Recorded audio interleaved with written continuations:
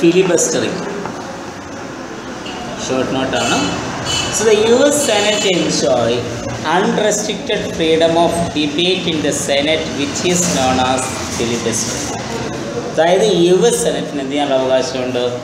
They can enjoy unrestricted freedom of debate. അനിയന്ത്രിതമായ സംവാദങ്ങളിൽ ഏർപ്പെടുവാനുള്ള അധികാരം എവിടെയുണ്ട്? സെനറ്റിനകത്തുണ്ട്. ഈ സെനറ്റിൻ്റെ അധികാരത്തെയാണ് എന്ത് പറയുന്നത്? ഫിലിബസ്റ്ററിംഗ് എന്ന് പറയുന്നത്. Any senator can speak on any issue or a bill of any length of time in the Senate. അതായത് ഏതൊരു സെനറ്റർക്കും എന്ത് ചെയ്യാൻ കഴിയുന്നു? ഏതൊരു വിഷയത്തെക്കുറിച്ചും സെനറ്റിൽ അല്ലെങ്കിൽ ഏതൊരു ബില്ലിനെ കുറിച്ചും എത്ര നേരം വേണമെങ്കിലും എന്ത് ചെയ്യാൻ കഴിയുന്നു? സംസാരിക്കാനായിട്ട് കഴിയും. In other words, any senator can speak so long as his physical capacity allows him to do so.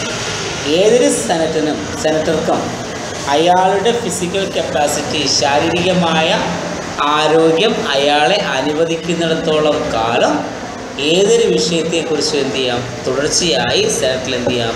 സംസാരിക്കുവാനായിട്ട് കഴിയും.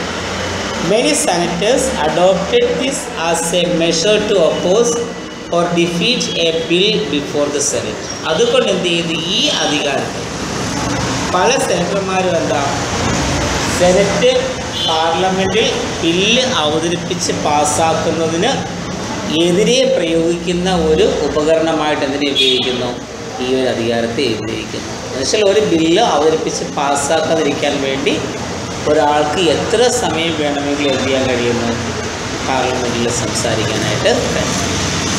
The filibustering is a device by which an insistent minority can, it feels strongly, usually block action on a proposed bill and frustrate the business of Senate continuous talk. ഇപ്പോൾ ഫിലിബസ്റ്ററിംഗ് പറഞ്ഞാൽ എന്താണ്?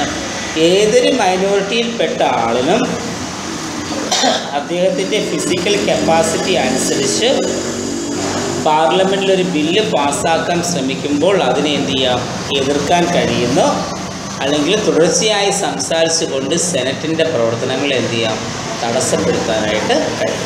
അതായത് the longest filibuster was made in 1957. ഏറ്റവും നീളമുള്ള filibuster നടന്നത് 1957 by the senator Strom Thurmond, who speak more than 24 hours at stretch against civil rights legislation.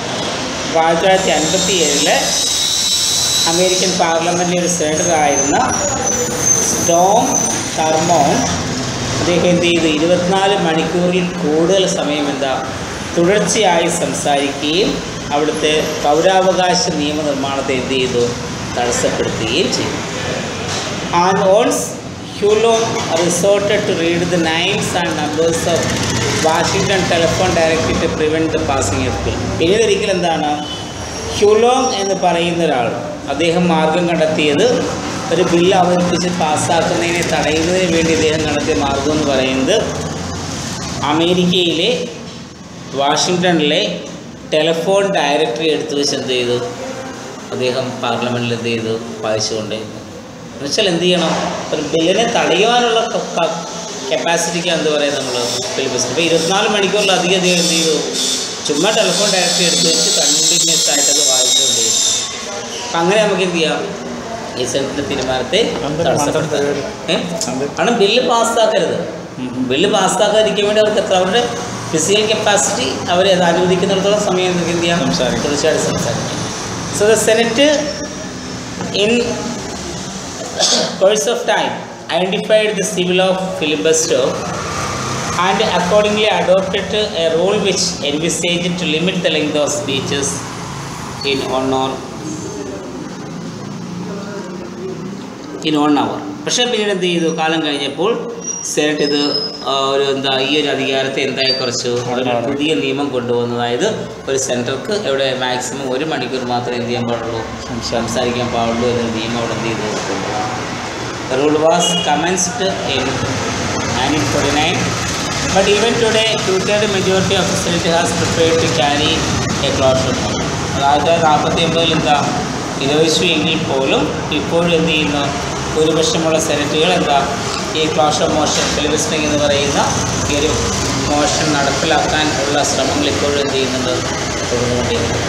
അപ്പോൾ അത്രയാണ് അതിനകത്ത് ക്ലോഷർ മോഷൻ.